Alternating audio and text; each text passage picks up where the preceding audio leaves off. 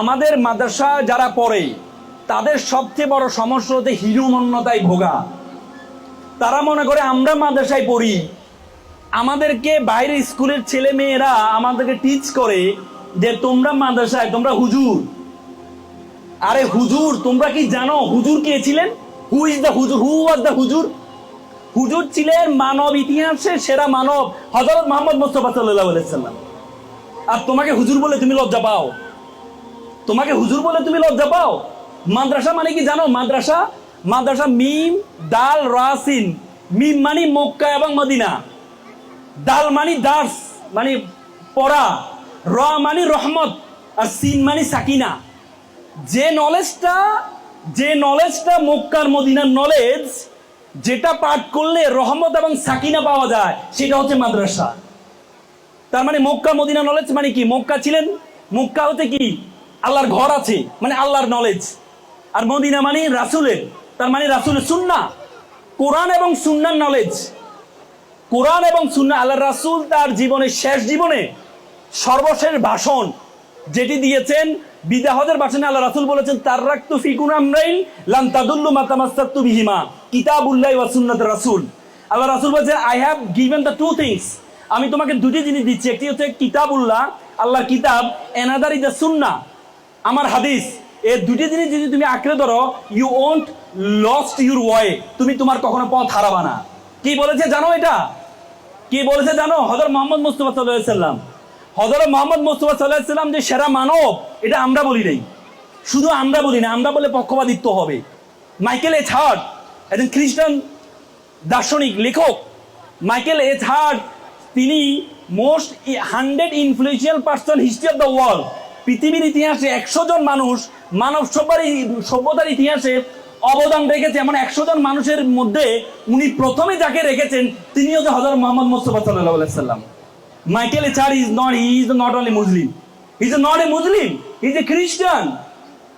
তিনি বলেছেন Prophet Muhammad was the only one person. He is successful not only the personal life as well as the religious life. তো মানব সভ্যতার ইতিহাসে শুধু ধর্মীয় জীবন না, ব্যক্তিগত এবং ধর্মীয় জীবনে সফল একমাত্র ব্যক্তি হযরত মুহাম্মদ মুস্তাফা সাল্লাল্লাহু আলাইহি সাল্লাম। তিনি বলেছেন তোমাদেরকে, তিনি বলেছেন, আর তোমরা মন খারাপ করো, তোমরা কোরআন পড়ো, তোমরা মন খারাপ করো, আমরা কোরআন পড়ি। তোমরা কি জানো কোরআনের বিষয় কি বলেছেন আল্লাহ তাআলা? আল্লাহ রাসূল কি বলেছেন? আল্লাহ রাসূল বলেছে আহলুল কোরআন ও আহলুল্লাহ। অর্থ বুঝতে পারছো? আহলুল কোরআন ও আহলুল্লাহ মানে বলো, একজন বলো আমাকে। আহলুল কোরআন ও আহলুল্লাহ মানে কি বলো? বলো একজন, যে কোনো একজন শিক্ষার্থী বলো আমাকে। আহলুল কোরআন ও আহলুল্লাহ মানে হচ্ছে যে ব্যক্তি কোরআনের আহল, সে হচ্ছে আল্লাহর পরিবারের সদস্য। Do you imagine? He is the member of Allah's family. তুমি যদি কোরআনের আহল হও, কোরআনকে ধারণ করো, তাহলে তুমি আল্লাহ তাআলার পরিবারের সদস্য হয়ে যাবা। আল্লাহ তাআলার পরিবারের সদস্য। আমরা একজন সাধারণ এমপির পরিবারের সদস্য, মেয়রের পরিবারের সদস্য বললে নিজেকে গর্ববোধ করি, আমি এমপির পরিবারের সদস্য। আর সেখানে যিনি সৃষ্টি করেছেন পুরো পৃথিবী বিশ্ব জগৎ, তার পরিবারের সদস্য হবা তুমি যদি কোরআনকে ধারণ করো, তুমি যদি কোরআনকে ধারণ করো। আর আল্লাহ রাসূল বলেছেন খায়রুকুম মান তাআল্লামাল কোরআন ওয়া আল্লামা। আল্লাহ রাসূল বলেছেন তোমাদের মধ্যে সেরা উত্তম ওই ব্যক্তি who the learn the Quran and teach the Quran, যে কোরআন শিক্ষা গ্রহণ করে এবং অন্যকে শিক্ষা দেয়। তার মানে তোমরা কোরআন শিক্ষা গ্রহণ করছো, আর তোমাদের ওস্তাদ যারা, তারা কোরআন শিক্ষা দেয়। আল্লাহ রাসূল বলছে তারাও তো শ্রেষ্ঠ মানুষ।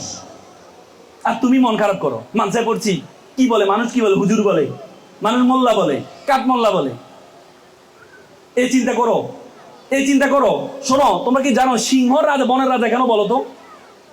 সিংহ বনের রাজা কেন, এটা বলো তো? সিংহ কি দেখতে জিরাফের মতো বড়? হ্যাঁ, বাঘের মতো থাবা দেয়? হ্যাঁ, হাতির মতো বিশাল দেহের অধিকারী? সিংহ হচ্ছে বনের রাজা। সে নিজেকে মনে করে আমি রাজা। সে যখন গর্জন দেয় তখন 1 কিলোমিটার পর্যন্ত শোনা যায়। সে মনে করে আমি রাজা। তো সুতরাং তুমি যদি তোমাকে রাজা না মনে করো, তাহলে তোমাকে কেউ রাজা মনে করবে না। এই জন্য মনে রাখবা, তুমি মাদ্রাসা শিক্ষার্থী, তুমি আল্লাহ তাআলা তার রাসূলকে, তার নবীকে প্রথম যে আদেশটা দিয়েছেন সেটা কি বলতো? কোরআনের প্রথম আয়াতটা কি? ইকরা বিসমি রব্বিকাল্লাযী খালাক, পড়ো তোমার প্রভুর নামে যিনি তোমাকে সৃষ্টি করেছেন। মানে আল্লাহ তাআলা এখানে বলেছেন তোমার জীবনের প্রথম শিক্ষা হবে কোরআনিক নলেজ।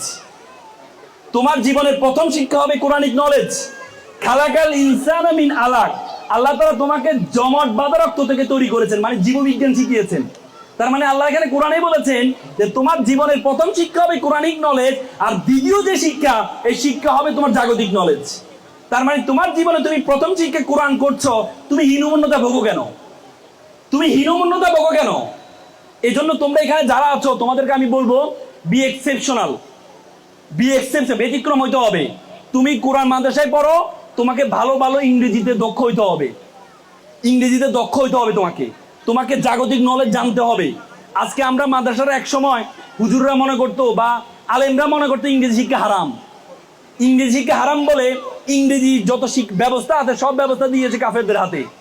এক সময় বলা হতো মিডিয়া বা টিভি দেখা হারাম বা মিডিয়াতে যাওয়া হারাম, এই বলে মিডিয়াগুলো বামরামদের হাতে তুলে দিয়েছে।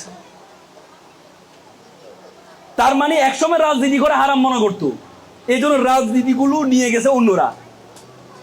এই জন্য তোমরা যারা মাদ্রাসায় পড়ো তোমাদের দায়িত্ব অনেক বেশি, তোমাদের দায়িত্ব অনেক বেশি। এই জন্য বি এক্সেপশন, ব্যতিক্রম হইতে হবে। দ্বিতীয় যে গুণের কথা বলেছেন ড্রিম বিগার, স্বপ্ন দেখতে হবে বড়। বলা হয় থাকে মানুষ তার স্বপ্নের মতো বড়, স্বপ্নের আয়তন যত বড় মানুষ তত বড়। তোমরা এখানে যারা আছো স্বপ্ন দেখবা বড়। তোমরা এখানে আজকে দেখো শিক্ষার্থী যারা